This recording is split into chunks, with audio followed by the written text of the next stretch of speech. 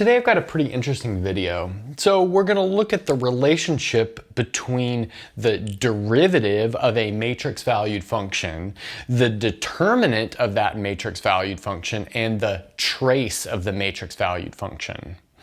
And so in particular, we're going to show the following formula holds. And this is of course where the derivative exists.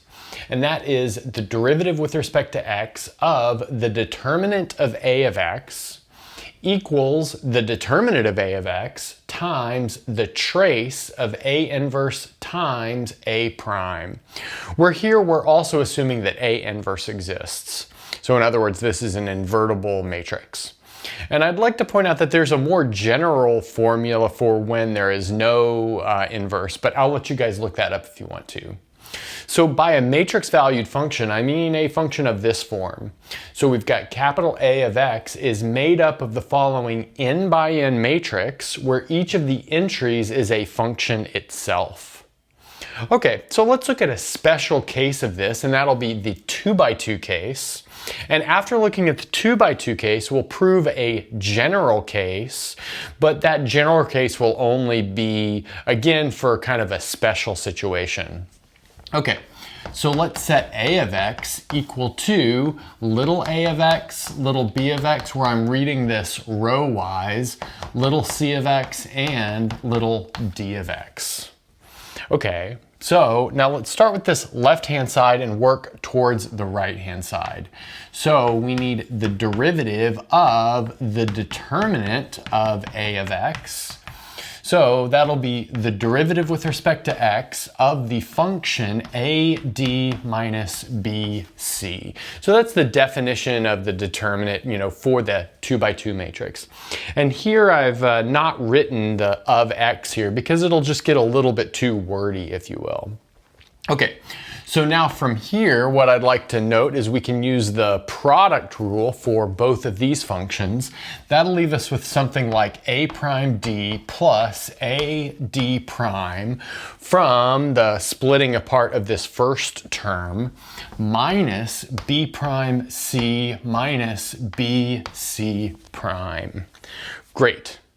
And now let's notice that we're aiming for this to be the trace of something, really a multiple of the trace, the determinant multiple of the trace. Okay, so let's take advantage of that. So let's notice that this is exactly equal to the trace of the following 2 by 2 matrix. So I'm going to write this with diagonal entries a prime d minus b prime c in the upper left entry. And then we'll have a d prime minus b c prime in the lower left entry. And then what's in the off diagonal entries? Well, we're not going to determine those explicitly at the moment because they don't contribute to the trace. So I'll just put a star there. Okay. And now, since the trace is a linear function, we can multiply inside and outside by a reciprocal and we won't change anything. So in fact, we'll multiply the outside by the determinant and the inside by 1 over the determinant. Okay, so we'll have AD minus BC on the outside, and then we'll have the trace of 1 over AD minus BC. And then we'll factor this 2 by 2 matrix into the product of two 2 by 2 matrices. And that'll be the matrix D minus B minus C minus A. And then the matrix A prime, B prime, C prime, D prime. And looking at this, we can fill in these star entries, which, like I said before, they don't really matter for calculating the trace, but we can do it just maybe for fun. So here we'll have something like B prime D minus B D prime. And down here we'll have something like, sorry, that should not be negative A, that should be positive A. And then down here we'll have something like A C prime minus A prime C. Like I said, that doesn't contribute to the trace though, but that sets up this factorization of this 2 by 2 matrix into the product of these two 2 by 2 matrices.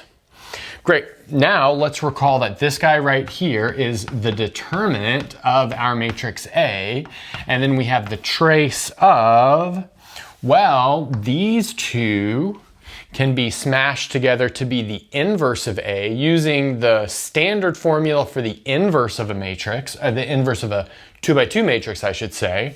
So that'll be A inverse. And then notice that this right here is A prime. That's the derivative of our original matrix.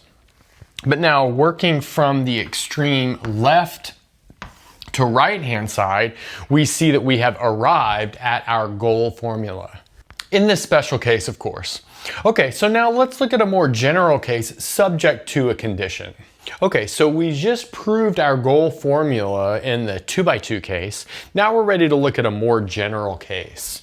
And what we'll end up doing is introducing another matrix, which I'll call B of x, and it'll be the matrix logarithm of A of x. Now, I'm not going to go into the question of does every matrix have a matrix logarithm. You guys can look that up if you want to. But what I will go into is what does it mean to have a matrix logarithm? Well, we can use the series expansion of the matrix logarithm to define this. So I'll just write this right here. This is the series expansion. So maybe Justin will put it on the screen right now. We won't have use for it in this video, so I won't write it out. Okay, but if B of x is the matrix logarithm of A, that tells us that A of x is equal to the matrix exponential of B of x. And then next, from a previous video, which should be linked above right now, we have the following fact. So we have the determinant of e to the b is equal to e to the trace of A. So like I said, that's something that we did previously on the channel. I really like that result. Okay, so now that we have all of this set up, we're ready to go through this calculation pretty easily. So let's start with the derivative with respect to x of the determinant of A of x. So that's going to be equal to the derivative with respect to x of the determinant of e to the b of x. Okay, but now we can replace this determinant of e to the b of x with e to the trace of A. So here we have the determinant with respect to x of e to the trace of b of x. Okay, great. And I guess I should say this should have been a b right here. Okay, nice. So now let's maybe use the chain rule to take that derivative. So that'll leave us with something like e to the trace of b of x times the derivative with respect to x of the trace of b of x. But the great thing is that the trace is a linear function, unlike the derivative. The derivative is a nonlinear function, but the linearity of the trace function means that we can just bring the derivative inside of the trace. So let's do that. So that'll leave us with e to the trace of b of x times the trace of the derivative with respect to x of b of x. Great, and now that we're at this stage, let's work back towards A of x using the fact that b is the matrix logarithm of A. So that's going to give us, let's see, the determinant of A of x from this term right here. So I'll color code those parentheses, and then we'll have the trace of, well, we need to take the derivative of this matrix logarithm of A of x. Great. So again, we'll use the chain rule. So that'll leave us with the determinant of A of x times the trace. And so the derivative of a logarithm is like 1 over, but 1 over doesn't make sense when we're talking about a matrix. So instead of having 1 over A of x, we'll have A inverse of x.